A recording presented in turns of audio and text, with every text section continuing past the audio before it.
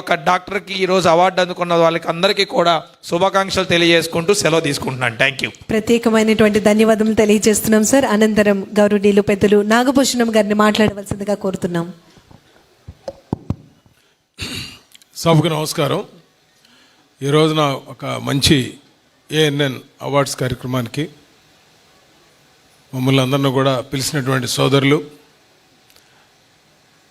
కంది శ్రీనివాసరెడ్డి గారు, అదేవిధంగా రామచంద్రారెడ్డి గారు, మరి రాజేష్ గారు, స్వామీజీ గారు, ఇక్కడ విచ్చేసినటువంటి సోదరిమణులు, అదేవిధంగా అవార్డు గ్రహీతలు, మరి ఎన్నో రంగాల్లో సేవ చేసినటువంటి ప్రతి ఒక్కరికి కూడా ముందుగానే నమస్కారాలు తెలియజేస్తున్నాను. నాకు ఇంటి పేరు కత్తినంగానే నేను ఇదివరకు ఒక 35 years బ్యాక్ హైదరాబాద్ నుంచి బాంబే వెళ్తుండేవాళ్ళం బస్సులో. అక్కడ కంది విలేజ్, పటాన్చెరు దాటంగానే ఒక విలేజ్ ఉండేది కంది. నాకు అంటే ఆ విలేజ్ ఏంటంటే ఒకప్పుడు అది బాగా వెనకబడ్డ ప్రాంతం. ఇప్పుడు అది సిటీలో కలిసిపోయి చాలా ఎకరం 20 కోట్లు అనే పరిస్థితి. అలాగే ఎక్కడ ఆదిలాబాదు, ఎక్కడ అమెరికాలో శాన్ ఫ్రాన్సిస్కో, ఎక్కడ మరి హైదరాబాద్ నుంచి మళ్ళా విజయవాడ వచ్చి ఇక్కడ అవార్డ్స్ ఇస్తున్నారంటే వాళ్ళని మీ తప్పట్ల ద్వారా అభినందించాలి. చాలామందికి ఏంటంటే డబ్బు ఇప్పుడే నేను ఒక అవార్డు ఫంక్షన్కి వెళ్ళొస్తున్నా. ఎక్కడ అమరావతిలో ఒక 500 మంది పిల్లలు భరతనాట్యం, కూచిపూడి గత 4 రోజుల నుంచి పోటీలు పెడితే అందులో ఫైనల్గా వచ్చిన వాళ్ళకి అవార్డ్స్ ఇవ్వమంటే నేను అక్కడికి వెళ్ళి డైరెక్ట్గా ఇక్కడికి వస్తున్నాను అనమాట. ఇవాళ ఎలా అయిపోయిందంటే మనం పుట్టిన తర్వాత పర్టికులర్గా మన తెలుగు రాష్ట్రాల్లో, భారతదేశంలో south India different culture. But మనకేంటంటే ఎంతసేపటికి మార్కులు, పిల్లల మీద ప్రెషరు, లేకపోతే ఉద్యోగమా, పెళ్ళయిందా, కారు కొన్నావా, పక్కాళ్ళు ఇల్లు కొన్నారా, లేదా మనం ఏం కొన్నాం, అరే మనం ఉన్నదాంతో తృప్తి పడదామనే ఆలోచన అనేది తగ్గిపోయింది. ఇది మనం గుర్తుపెట్టుకోవాలి. ఎందుకు చెప్తున్నానంటే ఇక్కడ డాక్టర్లు వాళ్ళు ఎన్ని చెప్పినా సరే మనం ఆ డాక్టర్ దగ్గర ఉన్నంతసేపు వింటారు, ఆ టెస్టులు అంతసేపు అనుకుంటారు. అంటే ఎలా ఉంటుంది, శ్మశాన వారికి ఎవరైనా చనిపోతే శ్మశానం దాకా వెళ్ళొస్తారు, ఆడవాళ్ళు వెళ్ళరు అనుకోండి. బట్ మగవాళ్ళు వెళ్తే మాత్రం రేపు నుంచి మనం అంతా జాగ్రత్తగా ఉండాలనుకుంటారు. మళ్ళీ 2 రోజులు పోగానే అంత మామూలే. దీని శ్మశాన వారి. అదే హెల్త్లో కూడా ఇవాళ కల్తీ ఫుడ్ మెయిన్. ఈ పాయింట్ ఎందుకు చెబుతున్నారంటే వీళ్ళు బిజినెస్ అవార్డ్స్తో పాటు హెల్త్ అనేది పెట్టారు. ఇవాళ వాళ్ళకి ఛానల్స్ చూస్తూ ఉన్నాం. మీరు టీవీ పెడితే ఒక 100-200 ఛానల్స్ ఉంటాయి. ఏ ఛానల్ చూడాలో కూడా తెలియని పరిస్థితి. దానికి తగ్గట్టు సోషల్ మీడియాలో ఏవి వచ్చిన తర్వాత ఏది నిజమో ఏది అబద్ధమో. నేను నిన్న ఒక మెసేజ్ వచ్చింది చూసాను నేను.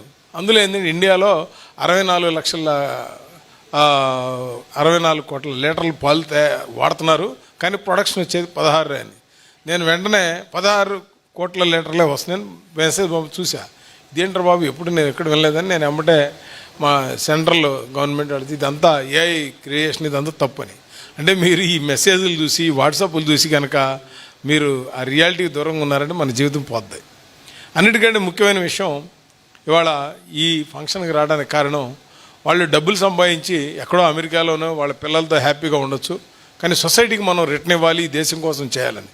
నేను గత 30 సంవత్సరాల నుంచి రామినేని ఫౌండేషన్స్ అని ఎన్నో ప్రోగ్రామ్స్ దరిదాపు సీఎంలు కానీ, గవర్నర్లు కానీ, సెంట్రల్ మంత్రులు అందరూ చాలామందికి అవార్డ్స్ ఇవ్వడం జరిగింది.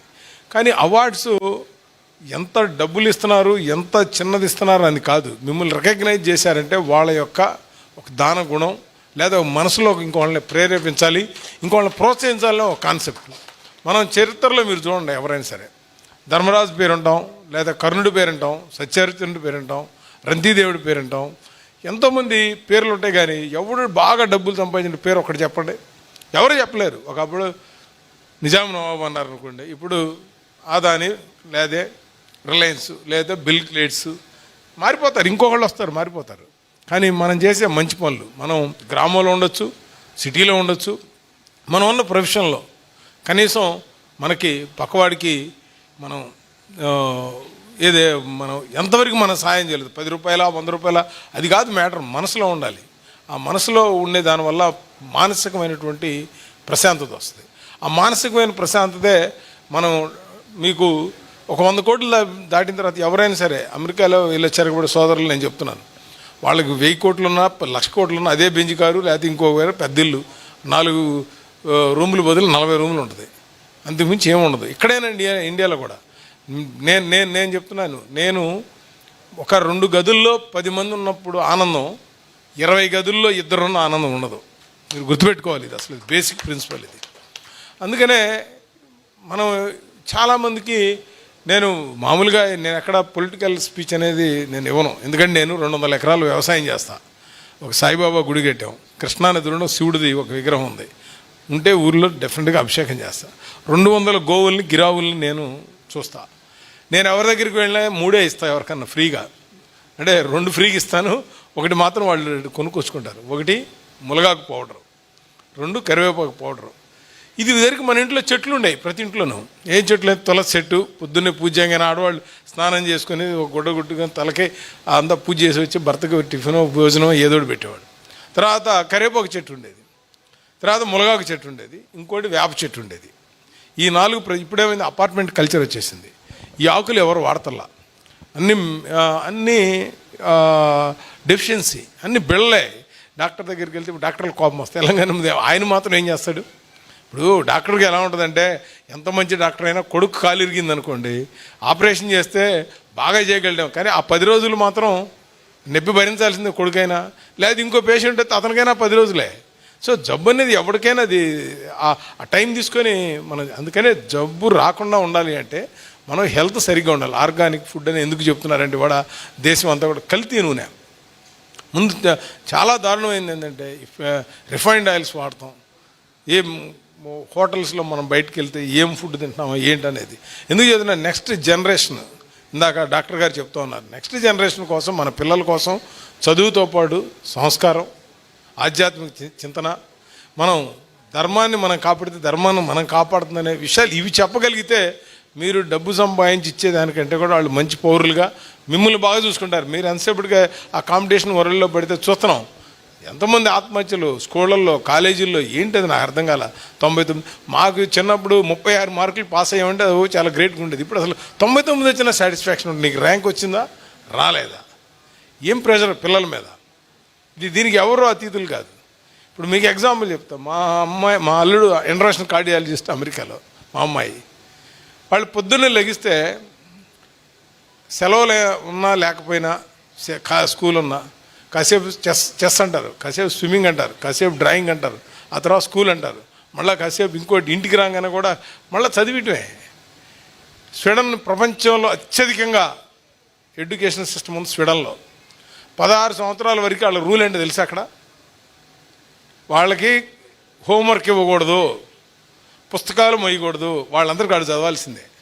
మన దగ్గర ఆడికి 4 ఏళ్ళు రాగానే వాడికి ఆడి వెయిట్ ఏమో 9 కిలోలు ఎంతో 10 కిలోలు ఉంటాడు, వాడికి 12 కిలోలు బొరేస్తారు వెనకమాల. నెంబర్ 1 కదా అసలు ఆటోమేటిక్. తర్వాత పక్కడతో కంపేర్ చేయటం. సరే ఇవాళ ఎందుకు చెప్తున్నానంటే, 2 సోదరులు ఇక్కడికి వచ్చి విజయవాడ వచ్చి, చాలా మంచి ప్రోగ్రాం. అమ్మాయి కూడా చాలా హెల్త్ అండ్ వెల్త్ 2, అంటే మనకి డబ్బులు లక్ష్మీదేవి ఉండాలి, at the same time health ఉండాలి. మీరు బాగా ఫంక్షన్ జరుగుతుంది, కడుపులో నొప్పి ఉంది, తలనొప్పి ఉంది, మీరు అక్కడ ఎంజాయ్ చేయగలరా? చేయలేము. అదేవిధంగా ఏమి లేకపోయినా ఆనందంగా ఉంటే మనం ఏమీ లేకపోయినా నలుగురితో కూర్చొని ఎంజాయ్ చేయగలం. అందుకని మనిషి తృప్తిగా బతకటానికి ప్రయత్నం చేసేలో భాగమే వీళ్ళిద్దరు ఈ అవార్డ్స్ పెట్టిన ఫంక్షను. వాళ్ళిద్దరిని అభినందించి మళ్ళీ ఇదే విధంగా బాగుండాలని, భగవంతుడు వాళ్ళిద్దరికి ఆయురారోగ్యాలు ఇవ్వాలని, ఇంకా మంచి సంపదలు ఇచ్చి ఇంకా మంచి కార్యక్రమాలు చేయాలని కోరుకుంటూ, వాళ్ళ ఛానల్ ఇంకా ముందుకు వెళ్ళాలని మరొకసారి కోరుకుంటూ, ఇక్కడ నాకు రాకేష్ కూడా పొద్దాక ఇప్పుడు నన్ను ఫాలోఅప్ చేసి నేను పొద్దు నుంచి అమ్మడపడతా ఉన్నాను నన్ను రావాలని. సో వాళ్ళ అబ్బాయికి కూడా అవార్డు ఇచ్చినట్టున్నారు. సో తప్పకుండా ఇక్కడ తీసుకున్న ప్రతి ఒక్కరికి కూడా మరొకసారి మీ యొక్క అందరినీ కూడా అభినందనలు తెలియజేస్తూ, ఇందాక మణిపాల్ హాస్పిటల్ నిజంగా ఇక్కడ బెస్ట్ హాస్పిటల్, ఎయిమ్స్ కూడా దగ్గరున్న మణిపాల్లో బాగా మన గవర్నర్ గారు కూడా అక్కడికే వెళ్తుంటారు ఎక్కువగా, ఎందుకంటే అది రికగ్నైజ్డ్ హాస్పిటల్ కాబట్టి. సో డాక్టర్లు అందరూ కూడా మీరు మంచి అవార్డ్స్ తీసుకున్నందుకు, వివిధ రంగాల్లో సర్వీస్ చేసే ప్రతి ఒక్కరికి కూడా మనస్ఫూర్తిగా మిమ్మల్ని అభినందిస్తూ, ఆ భగవంతుడు మీ అందరికీ కూడా ఆయురారోగ్యాలు ఇవ్వాలని కోరుకుంటూ, నాకు ఈ అవకాశం ఇచ్చినందుకు మరొకసారి ధన్యవాదాలు తెలుపుకుంటూ సెలవు తీసుకుంటున్నాను. ధన్యవాదములు సార్. ఈరోజు అవార్డ్స్ని అందుకున్నటువంటి అవార్డీస్ ఎవరైతే ఉన్నారో వారికి ఆనందం ఎంత ఉందో, ఈరోజు మనందరికీ కూడా గెస్ట్లు వారి యొక్క స్పీచెస్ ద్వారా మనందరినీ కూడా ఎంతో సంతృప్తికరంగా వారి యొక్క స్పీచెస్ ఉన్నాయి. చక్కటి సందేశాలని అందించినటువంటి వేదిక మీద ఉన్న పెద్దలందరికీ కూడా పేరు పేరున ధన్యవాదములు తెలియజేస్తూ ఉన్నాం.